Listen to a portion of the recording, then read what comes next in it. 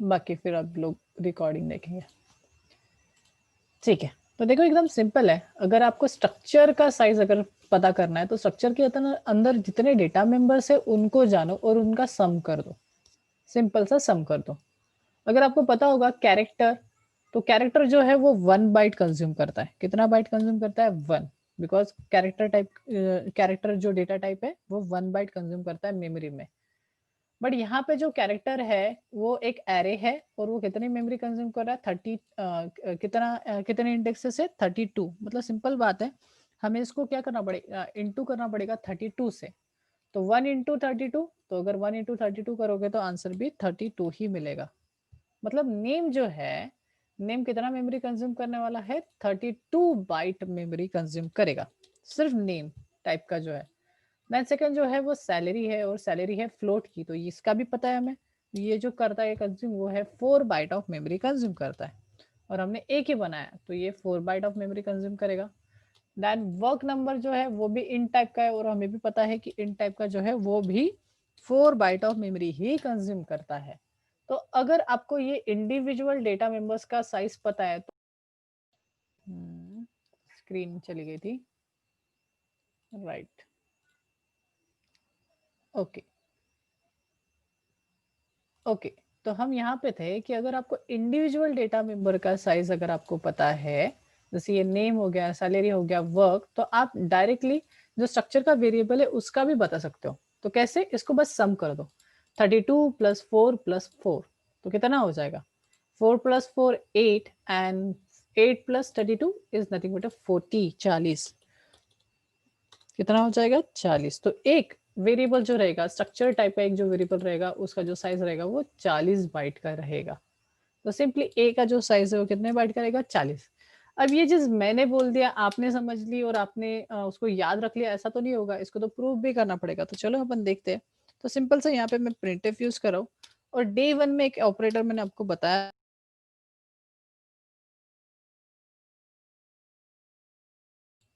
फिर से वॉइस गया था क्या?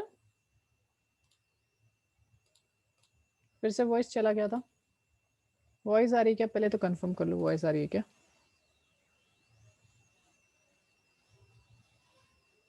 screen is not visible। अभी आ रही है क्या? पहले तो स्टेबल है क्या? वॉइस आ रहा है, स्क्रीन दिख रहा है? पहले ये बताओ।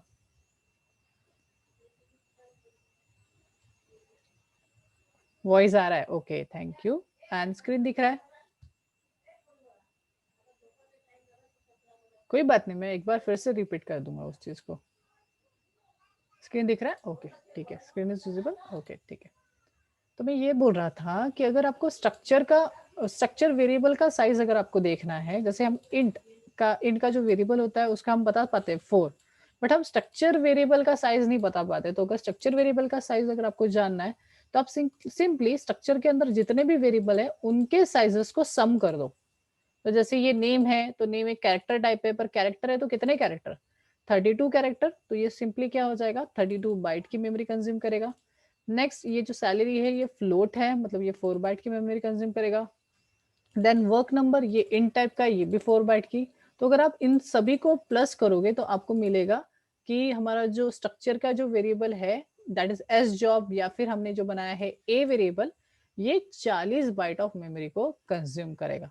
बट ये चीज मैंने बोल दिया, आपने सुन ली, ऐसा तो नहीं होगा ना। इस चीज को प्रूव भी करना पड़ेगा, तभी जाके आपको ये चीज पता चलेगी। तो जैसे हमें, अगर हमने जब डे 1 पढ़ा था तो तब मैंने दिखाया था कि इन टाइप का जो वेरिएबल होता है वो उसका साइज 4 होता है, और मैंने उसको शो कराने के लिए एक ऑपरेटर यूज किया था, that is called as size of. क्या यूज किया था? Size of. तो सेम चीज यहाँ पे भी हम उसी ऑपरेटर का हेल्प से हम चेक करेंगे। तो यहाँ पे मैं सिंपली पहले ई का साइज आपको दिखा देता हूँ, जिससे आपको अंडरस्टैंडिंग बैठ जाएंगी कि हाँ भाई, साइज ऑफ जो है वो साइज दिखाता है। और बिकॉज ई का हमें साइज पता है, वो इंटीजर टाइप का है, तो 4 दिखाना चाहिए। ओके चलो देखते, wait a second. And now you can see, ये देखो इंट का 4 दिखा रहा है। तो वैसे ही अगर मैं किसको प्रिंट कर रहा हूँ, हमारे ए को, तो उसका भी दिखना चाहिए। तो मैं डुप्लीकेट कर रहा हूँ और सिंपली ई को निकाल के ए को डाल रहा हूँ। तो फर्स्ट टाइम 4 दिखाना चाहिए और सेकंड टाइम 40 दिखाना चाहिए, 40। और देखते हैं उसका।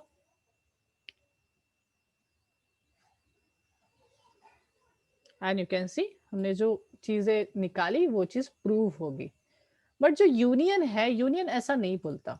बट क्यों? अब देखो, अभी अभी के केस में मैंने एक ए टाइप का वेरिएबल बना, ए वेरिएबल बनाया जो कि किस टाइप का था, स्ट्रक्चर टाइप का था, स्ट्रक्चर जॉब टाइप का। अब इसमें जो है मेमोरी कंज्यूम हो गई unnecessary, name, salary, work number. हालांकि मैंने कोई भी डेटा अभी डाला नहीं है। मतलब ये जो 40 बाइट ऑफ मेमोरी है इसमें सिर्फ और सिर्फ गार्बेज डेटा अवेलेबल है।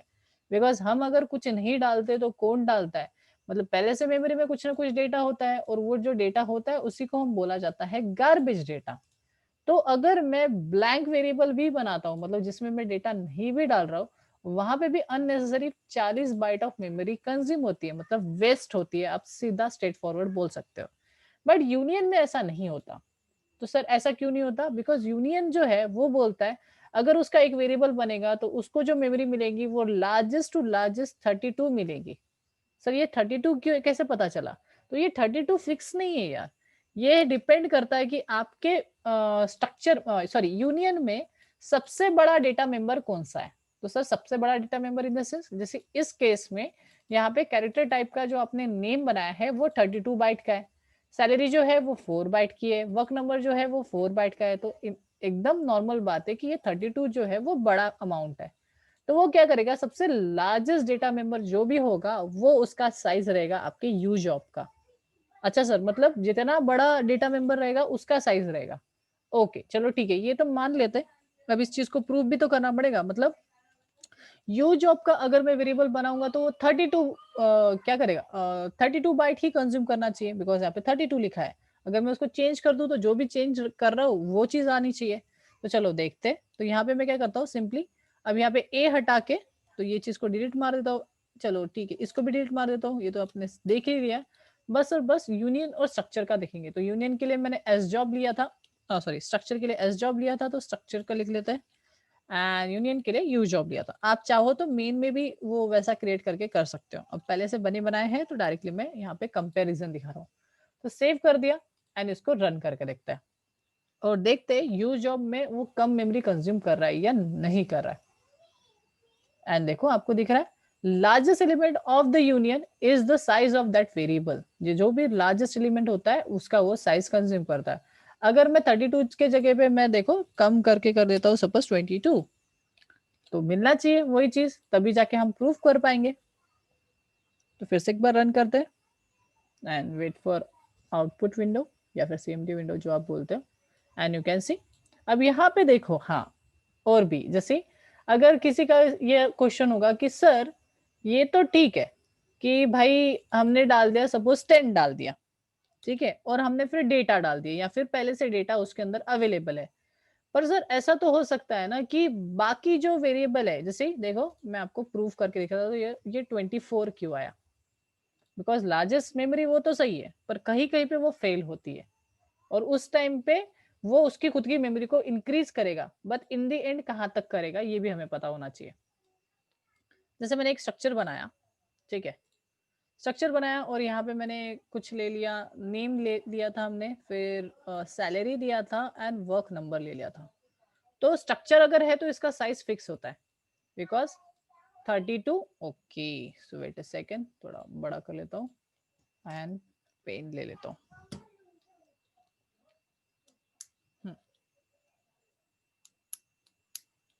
ओके, तो ये जो मैंने ले लिया ये था नेम, ये जो है हमारा सैलरी, ये जो है हमारा वर्क नंबर।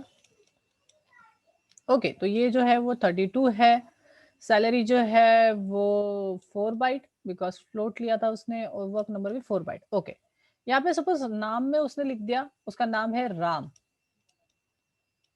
सैलरी जो है वो है 15,000, ठीक है, एंड देन जो वर्क नंबर है 101 है उसका, ठीक है। तो यहाँ पे अगर अच्छे से काउंट करोगे, ये चीज को छोड़ दो, ये टोटल अगर करोगे तो ये तो 40 दिख रहा है, पर अगर अच्छे से काउंट करोगे तो यहाँ पे दिख रहा है कि 3 कैरेक्टर्स है, तो कितनी मेमोरी कंज्यूम करेगा, 3+1।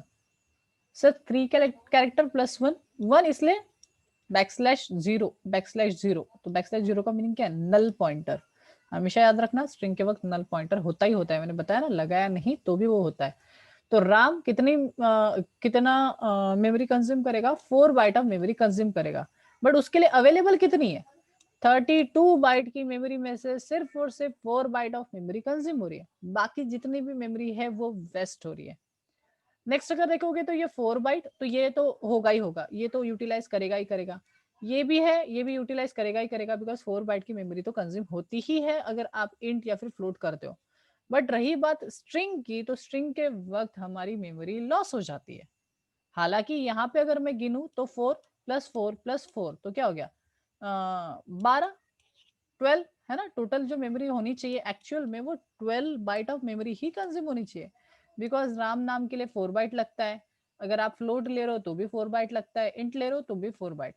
तो क्या हो गया, आपका 12 बाइट की मेमोरी कंज्यूम होनी चाहिए, बट उसके जगह पे 40 बाइट की मेमोरी कंज्यूम हो रही है। तो overall 38 byte of memory, sorry 38 कैसे, 28 बाइट ऑफ मेमोरी क्या हो रही है, वेस्ट हो रही है, हम ऐसा बोल सकते हैं, राइट। तो ये जो इतना वेस्ट है ना, इसको बचाने के लिए हमने यूनियन को लिया। तो यूनियन बोलता है ऐसा नहीं होगा, यूनियन बोलता है largest memory. Sir largest memory मतलब क्या होगा, कुछ इस तरीके से, ये आपने सपोज रख दिया, अब उसमें गार्बेज वैल्यू रही तो भी वो इंक्रीज होता है, ठीक है। उसके लिए फिर इन द फ्यूचर उन्होंने चेंजेस किए, सो डोंट वरी, इसीलिए क्लास आया था।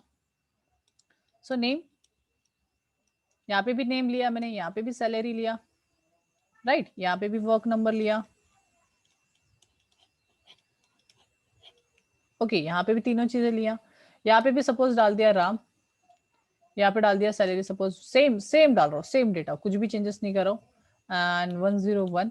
बट यहाँ पे जो मेमोरी है, अगर मैंने बोला कि नेम में अगर बोला कि चलो 32, ओके, तो ये पूरा का पूरा 32 के बीच में बैठाएगा वो। तो सबसे पहले तो इसको जो मेमोरी लग रही है वो है 3, इसको जो मेमोरी लग रही है वो भी है 3, इसको भी मेमोरी जो लग रही है 3, कहाँ से काउंट करो, sorry for that, sorry, flow में निकल गया मैं, कभी कभी फ्लो में इधर उधर निकल जाता हूँ मैं।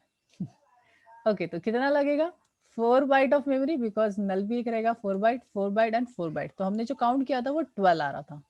तो ऑफकोर्स बात है 32 के अंदर 12 बैठ जाएगा, है ना, ऑफकोर्स बात है ना, बैठ जाएगा। तो यहाँ पे तो आंसर सही है, यहाँ पे तो कोई इश्यू नहीं है, ये मेमोरी इंक्रीज नहीं होगा।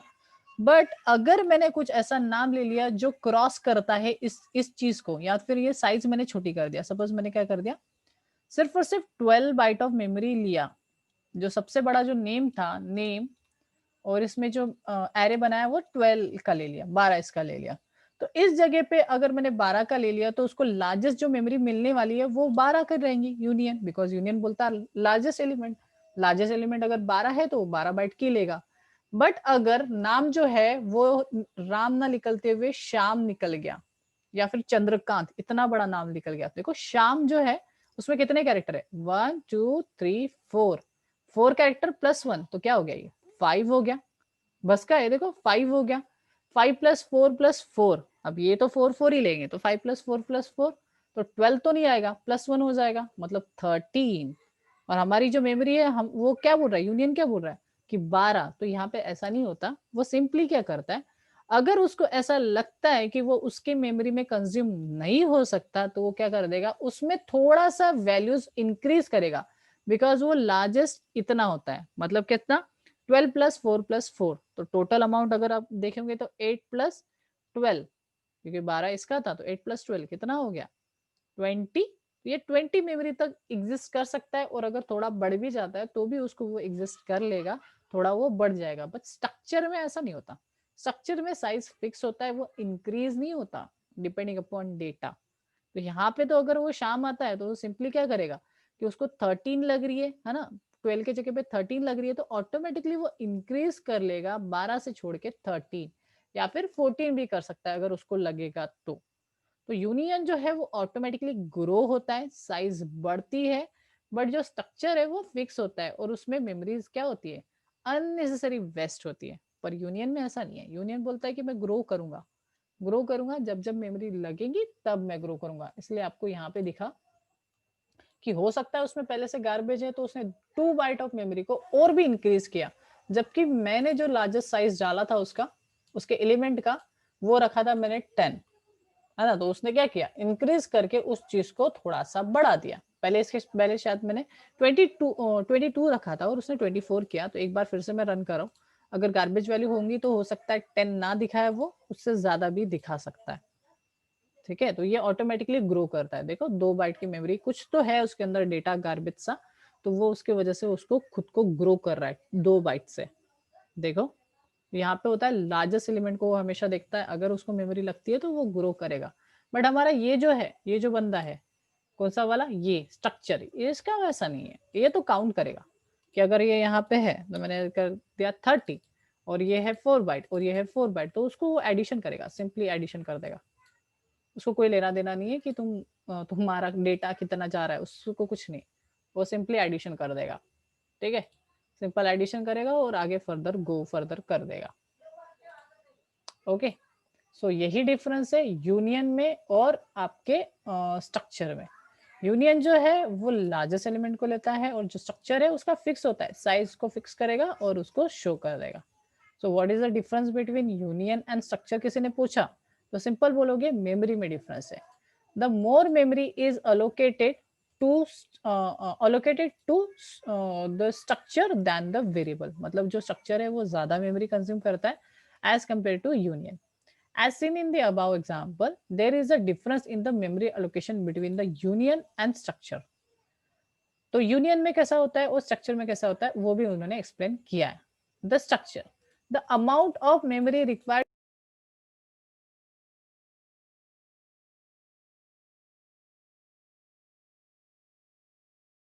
क्या वॉइस आ रहा है?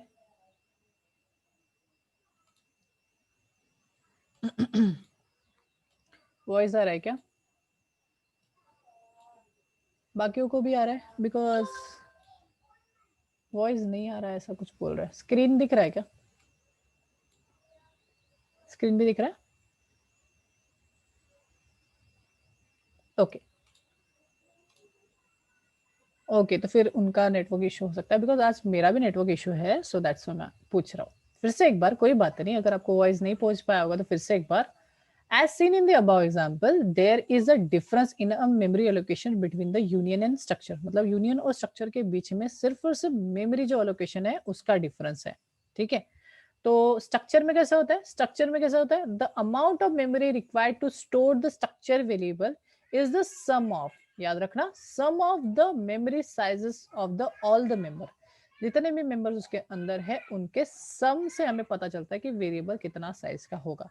फॉर एग्जाम्पल, ऊपर के एग्जाम्पल में हमने नेम लिया था दैट इज 32, सैलरी लिया था जो कि फ्लोट टाइप का था 4 बाइट, एंड वर्क नंबर वो भी थी 4 बाइट ही। ओके, बट यूनियन में कैसा होता है वो बता रहा है वो।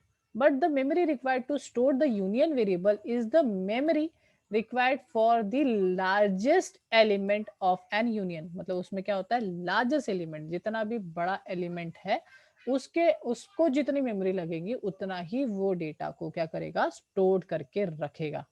ठीक है, उतना ही साइज लेगा। और मैंने जो थोड़े से लूप होल्स है वो भी बता दिए, अगर थोड़ा सा मेमोरी उसको ज्यादा लगता है तो वो ऑटोमेटिकली ग्रो करेगा, टेंशन लेने की बात नहीं है। पर ये चीज स्ट्रक्चर में नहीं होती, स्ट्रक्चर नहीं ग्रो हो सकता, स्ट्रक्चर को एक साइज जो दे दिया वो दे दिया, वो फिर उस खुद को ग्रो नहीं कर सकता। ओके, ये चीज आप याद रखोगे। बस ये चीज यहाँ तक की है स्ट्रक्चर एंड यूनियन का। कल वाले यहाँ पे एक कीवर्ड बचा है हमारा दैट इज टाइप डिफ। अब ये चीज आपने पढ़ा तो भी चलता, नहीं पढ़ा तो भी चलता, कोई इशू नहीं है। ठीक है, पर टाइप डिफ प्रोजेक्ट क्या बोलते हैं अपने इंटरव्यूज एंड वाइवास में पूछा जाता है, इसलिए मैं टाइप डिफ कल के इसमें एक लूंगा। नेक्स्ट अभी जो है वो डे 7 पे मैं जंप कर रहा हूँ। ठीक है, तो इसके अंदर अगर किसी को इशू है यूनियन एंड स्ट्रक्चर रिलेटेड कोई भी, तो आप मेरे को पूछ सकते हो। डॉक्यूमेंट पढ़ने के बाद भी अगर आपको इशू आ रहा है, मतलब मेरे क्लासेस खत्म होने के बाद भी अगर आपको कुछ प्रॉब्लम जा रही है कि सर ये चीज मेरे को नहीं समझी थी, आप मेरे को पूछ सकते हो। आप ये वीडियो को एक बार फिर से देख लेना, अगर आपको कोई कंफ्यूजन है तो आपको बेटर अंडरस्टैंडिंग आ जाएंगी, अगर नेटवर्क के वजह से कुछ प्रॉब्लम आ रही है तो, है ना। और अगर नहीं तो प्रीवियस वाले सेशन से भी आप ये वाला चीज देख सकते हो। ओके, अब ये जो जितना भी कुछ पढ़ाया ये था सी से रिलेटेड। अब जो नेक्स्ट टॉपिक में पढ़ा रहा हूँ उसके पहले 5 मिनट का मैं आपको टाइम दे रहा हूँ कि अगर आपको कोई क्वेश्चन है स्ट्रक्चर या फिर यूनियन से रिलेटेड तब तक आप डाल सकते हो जब तक मैं बात कर रहा हूँ। तो ये जो नेक्स्ट डे है डे 7, ये सी से रिलेटेड नहीं है, सी से रिलेटेड नहीं है इन द सेंस इसका जो कोड होता है वो चेंज होते रहता है programming language to programming language. अब मैं अगर ये सी के साथ पढ़ा रहा हूँ तो ये हो जाता है सी फाइल हैंडलिंग, अगर मैं पढ़ाता हूँ सी प्लस प्लस के साथ तो ये C plus plus file handling कहलाता है। हालांकि कोड जो है वो फिक्स होता है सी के लिए, ऐसा कुछ नहीं है कि वो चेंज हो जाएगा, ठीक है। तो सी के लिए आप पढ़ोगे तो ये फिक्स रहेगा, बट ये उससे रिलेटेड नहीं है। ये आप बोल सकते हो एड ऑन टाइप कि सी के अंदर ये चीज एड ऑन है। ओके, तो वेट करते हैं पहले कि किसी को अगर प्रॉब्लम है यूनियन स्ट्रक्चर में तो आप पूछ सकते हो। एंड यूनियन स्ट्रक्चर अगर आपको समझता है तो ही जाके आप object oriented programming language start कर सकते हो। इसलिए मैंने बताया था जब मैं स्ट्रक्चर पढ़ा रहा था स्टार्टिंग फर्स्ट डे कि इंपॉर्टेंट टॉपिक है, बिकॉज जिसको स्ट्रक्चर समझता है उसको यूनियन समझता है। अब ये यूनियन क्यों बोला था मैंने समझता है, बिकॉज एग्जैक्टली सेम है, सिर्फ और सिर्फ जहाँ पे हम स्ट्रक्चर लिखते थे वहां पे यूनियन हो जाता था, और जहाँ पे हम वेरिएबल में स्ट्रक्चर का कीवर्ड लिखते थे वहां पे यूनियन। सेम चीज अगर मैं बोलूं तो मैं ये क्यों बोल रहा हूँ कि अगर आपको क्लासेस समझना है तो यूनियन एंड स्ट्रक्चर समझना चाहिए, बिकॉज वहां पे भी वैसा ही है भाई कि स्ट्रक्ट जहाँ कीवर्ड लिख रहे हैं वहां पे आ जाएगा क्लास, ठीक है। जहाँ पे भी आप स्ट्रक्ट या फिर यूनियन लिख रहे थे वहां पे आ जाएगा क्लास, और हम मेन में जाके फिर से एक स्ट्रक्ट कीवर्ड यूज करते थे वेरिएबल बनाने के लिए। बट अगर मैं बताऊँ क्लास के लिए तो क्लास में वो चीज़ इजी हो जाती है, आपको वो चीज़ करने की ज़रूरत नहीं पड़ती, आपको क्लास करके कीवर्ड लगाने की ज़रूरत नहीं पड़ती। ऑटोमेटिकली कंपाइलर को पता हो जाता है कि आप क्या करना चाहते हो, वेरिएबल बनाना चाहते हो। बट हाँ, वहाँ पे उसको ऑब्जेक्ट बोला जाता है, और क्यों ऑब्जेक्ट बोला जाता है वो मैं सी प्लस प्लस में, जो लोग सी प्लस प्लस क्लासेस करेंगे उनको मैं बता दूंगा कि कैसा क्या है। सो डोंट वरी, या तो फिर आप खुद से भी पढ़ सकते हो अगर आपको वो चीज़ पढ़ना है। एंड अगर आप कोई भी हायर लेवल प्रोग्रामिंग लैंग्वेज पढ़ना चाहते हो तो थोड़ा सा सी प्लस प्लस का हैंड ले लेना ऑब्जेक्ट ओरिएंटेड अगर करना है तो, बिकॉज जो बेसिक कंसेप्ट है वो सी प्लस प्लस के वो काफ़ी ज़्यादा यूज़ होता है। जैसे आपको सी के लिए मैंने बोला था वैसे ही है सी प्लस प्लस का भी, कि अगर आप बेसिक कंसेप्ट अच्छे से पढ़ोगे तो हायर बिल्डिंग ब्लॉक काफ़ी अच्छा बनता है। बेस अच्छा होना चाहिए, बाकी ऊपर का चीज़ अच्छा होता है, खुद भी पढ़ सकते हो वो चीज़ है। ओके ओके, तो किसी को प्रॉब्लम है स्ट्रक्चर यूनियन? और हालांकि पढ़ने के बाद ही एरर्स आएंगे और चीज़ें आएंगी, अभी तो पढ़ाया है, पढ़ाने में तो समझ ही जाता है स्टूडेंट्स को, पर जब करोगे तब प्रॉब्लम आएगा, आई नो दैट।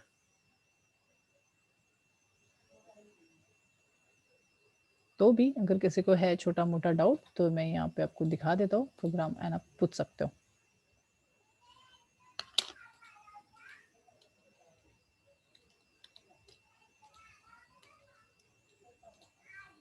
जो भी कुछ क्वेश्चन है आप पूछ सकते हो, एंड आप पूरा रिवाइज करोगे। कल लास्ट लेक्चर रहेगा ना, तो आप पूरा रिवाइज करोगे सी का डे 1 से लेके डे 7 तक, बिकॉज 7 भी आज मैं क्लियर कर दूंगा।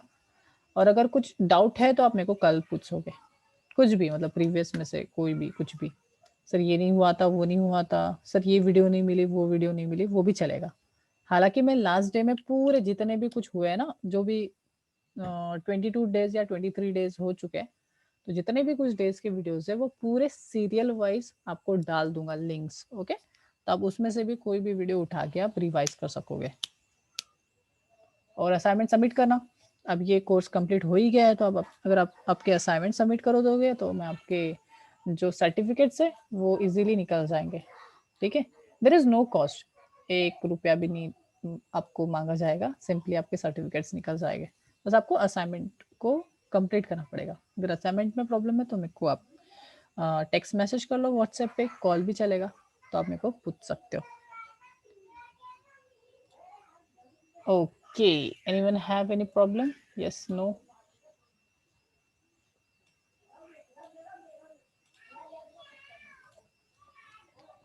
एंड यस, कल वाला जो लास्ट सेशन है वो मिस मत करना, बिकॉज उसमें रहेगा प्रोजेक्ट, एंड ये जो प्रोजेक्ट है आप गिटअप में भी अपलोड कर सकते हो। असाइनमेंट कब तक सबमिट करना है? नेक्स्ट मंथ, मतलब 1 तारीख तक, December 1st।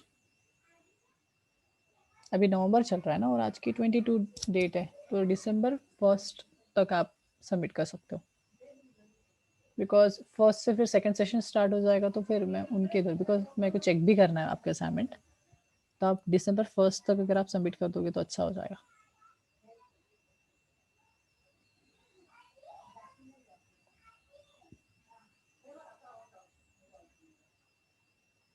Okay, and next session के लिए अगर आपको किसी को सजेस्ट करना है तो आप सजेस्ट कर सकते हो, लिंक मैं दे दूंगा, ठीक है, उनको वो फॉर्म वगैरह फिलअप करने के लिए दे देना।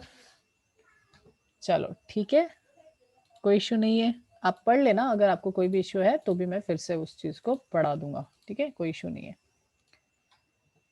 ओके, नेक्स्ट टॉपिक है फाइल हैंडलिंग। तो सबसे पहला तो क्वेश्चन ये है कि भाई फाइल हैंडलिंग क्यों चाहिए, क्या नीड है? ये तो मैंने बोल दिया ना कि आपका जितना भी कुछ सी का जो कोर था वो ये है, और ये चीज एड ऑन है, ये थर्ड पार्टी ने क्रिएट किया था, ये इसके अंदर का पार्ट नहीं है, ये थर्ड पार्टी है। तो भाई हमने इतना तो पढ़ा, कोर कोर सी बोल सकते हो, कोर सी पढ़ा, बट फिर ये क्यों चाहिए file handling? Why file handling? ऐसा क्या था कि क्या है कि हमें फाइल हैंडलिंग की नीड पड़ी? अभी तक तो हमें नीड नहीं पड़ी, आखिरी में क्यों फाइल हैंडलिंग चाहिए? और ऐसा क्या अच्छा है फाइल हैंडलिंग में, कोई बता सकता है? Why we need file handling? क्या करते हैं हम फाइल में, करते क्या है, क्या होती है फाइल? जैसे मैं यहाँ पे, ये भी आप सब देख रहे हो, तो ये पीडीएफ फाइल्स है। मैं देखो यहाँ पे मैं क्या कर रहा हूँ, बहुत बढ़िया, विशाखा ने सही बोला, टू स्टोर द डेटा। हम फाइल हमेशा किस लिए करते हैं? Store the data. बट हमारे पास इसके पहले जो सी में हमने पढ़े, तो उसमें भी तो हमने बहुत सारी चीजें देखी जिसमें हम डेटा को स्टोर्ड मतलब ही होल्ड करके रख सकते थे। जैसे कि सबसे छोटा जो स्टोरेज मीडिया है, that is nothing but a variable. तो हम वेरिएबल में भी तो डेटा को स्टोर करते हैं, देन फिर हमें फाइल क्यों चाहिए? अगर वेरिएबल के बाद अगर मैं बोलूँ, तो वेरिएबल के बाद जो है वो हमारा ये था, क्या बोलते हैं उसको, एरे, जिसमें एक से ज्यादा डेटा रख सकते हैं। देन उसके बाद डिफरेंट टाइप ऑफ डेटा अगर आपको रखना है तो हमारे पास है स्ट्रक्चर या फिर यूनियन, है ना। और एक से ज्यादा डेटा और डिफरेंट डिफरेंट रखना है तो भी हमारे पास स्ट्रक्चर एंड यूनियन का एरे है। बट यहाँ पे सभी तो डेटा होल्ड कर रहे हैं, और स्टोर्ड भी बोल सकते हो, स्टोर्ड कर रहे हैं। Then what is the difference between file? File भी डेटा स्टोर करने के लिए यूज होता है, एक छोटा सा ही डिफरेंस है। तो सिंपल सा डिफरेंस क्या है कि जो फाइल में डाला हुआ जो डेटा होता है वो लॉन्ग टर्म मतलब परमानेंट होता है ना। बट जो वेरिएबल में डाला हुआ जो डेटा होता है वो क्या होता है? शॉर्ट टर्म होता है, जब तक प्रोग्राम रनिंग में है तब तक ही वो डेटा वहां पे सस्टेन करता है। सही है, परमानेंट स्टोरेज, सही है, जिनमें ने सही करेक्ट आंसर दिया, that is permanent storage.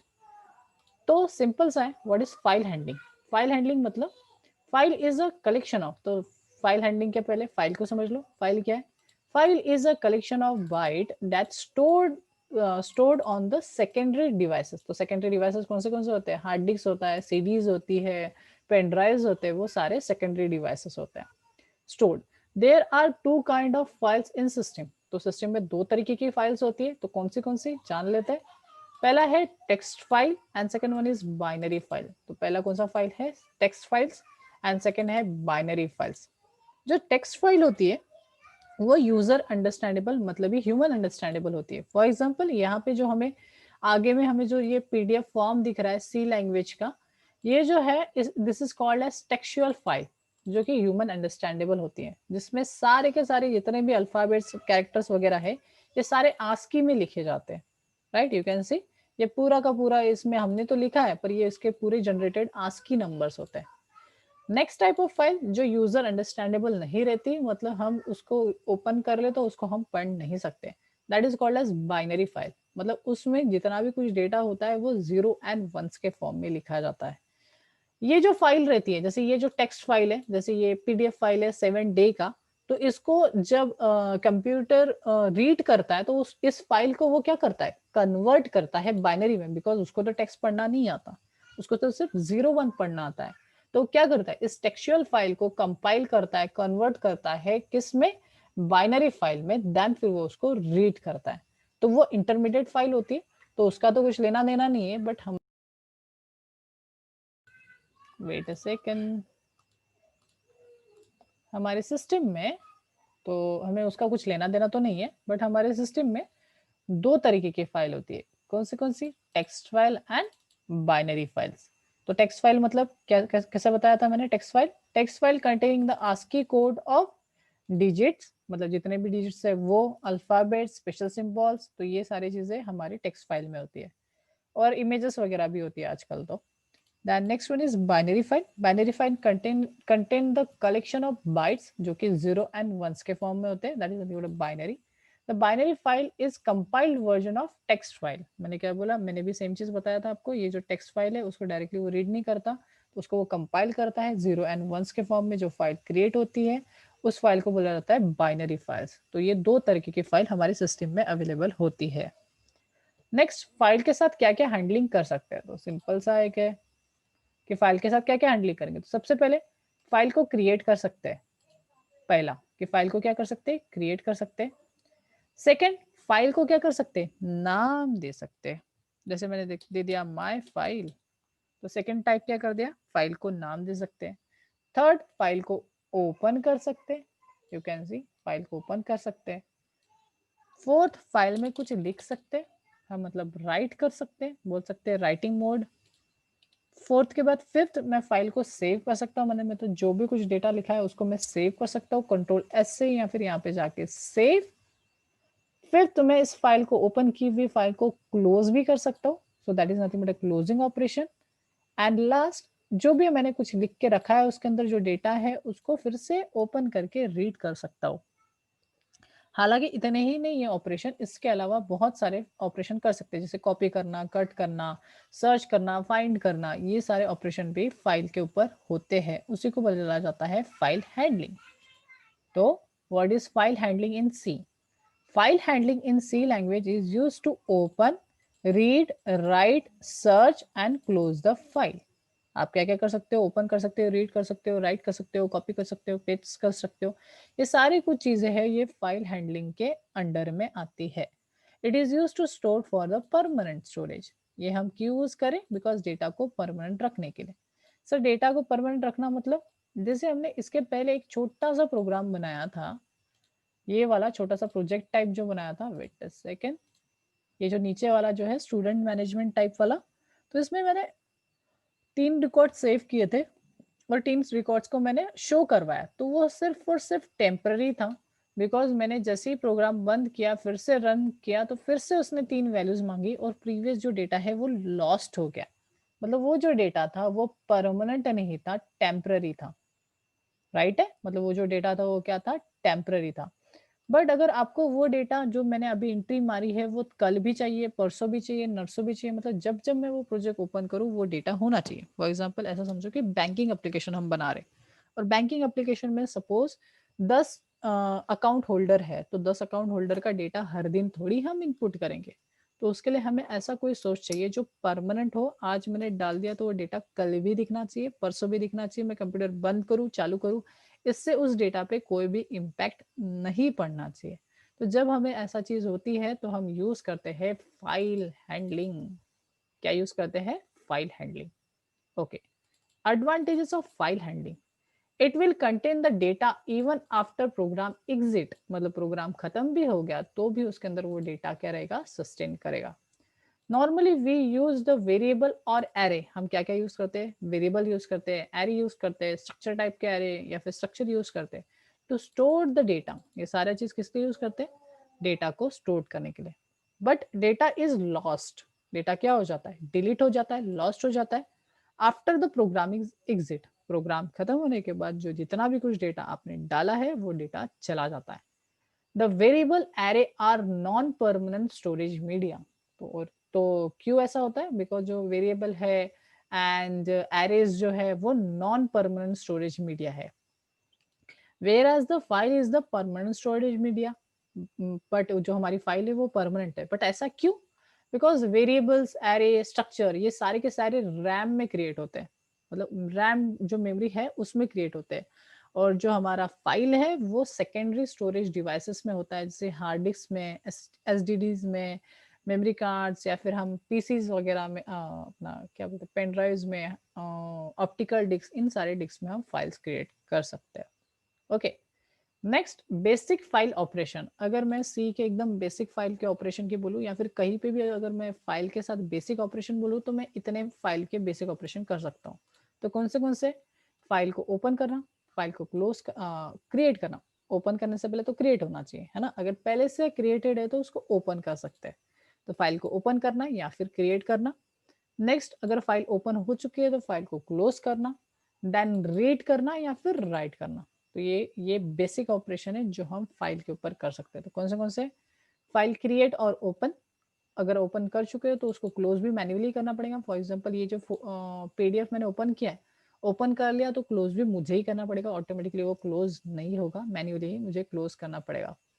Reading या फिर राइटिंग। इस पीडीएफ को मैंने ओपन किया है तो एक तो मैं रीड करने के लिए ओपन किया हो या फिर राइटिंग। तो ये बेसिक ऑपरेशन होते हैं जो हम कोई भी फाइल पे चलाते हैं या फिर करते हैं। अब ये तो हो गया फाइल के बेसिक ऑपरेशंस। नेक्स्ट है स्टेप्स, कि अगर हमें फाइल के ऊपर कुछ भी परफॉर्म करना है, रीड करना है, राइट करना है या फिर फाइल को क्रिएट करना है, तो बेसिक स्टेप्स है, इन स्टेप्स को ही आपको फॉलो करना है। स्टेप्स में कोई भी वेरिएशन नहीं आता, चेंजेस नहीं आता, ये आपके लिए फिक्स रहेगा सभी सभी चीजों के लिए। मतलब ऐसे ही स्टेप को चलाना पड़ेगा, इतने ही स्टेप्स है। तो स्टेप्स कौन से? सबसे पहला है declaring a file pointer variable. आप क्या करोगे? सबसे पहले फाइल टाइप का एक पॉइंटर बनाओगे। सर फाइल टाइप का in the sense, file type का इन द सेंस जैसे इंट होता है, डबल होता है, फ्लोट होता है, तो ये सब क्या है? डेटा टाइप्स है। वैसे ही हमने खुद का भी एक डेटा टाइप क्रिएट किया था अभी just, that is structure job, union job या फिर स्टूडेंट, ये भी डेटा टाइप्स ही थे। वैसे ही प्री डिफाइन उन्होंने एक स्ट्रक्चर क्रिएट किया है जिसका नाम रखा है उन्होंने फाइल। तो उन्होंने क्या बोला? फाइल का एक पॉइंटर बनाओगे। ओके। सेकंड जो है वो प्रैक्टिकली हम देख लेंगे, कोई इशू नहीं है। सेकेंड स्टेप है open a file by using F open. अगर मैं सिंपल बात बोलूँ तो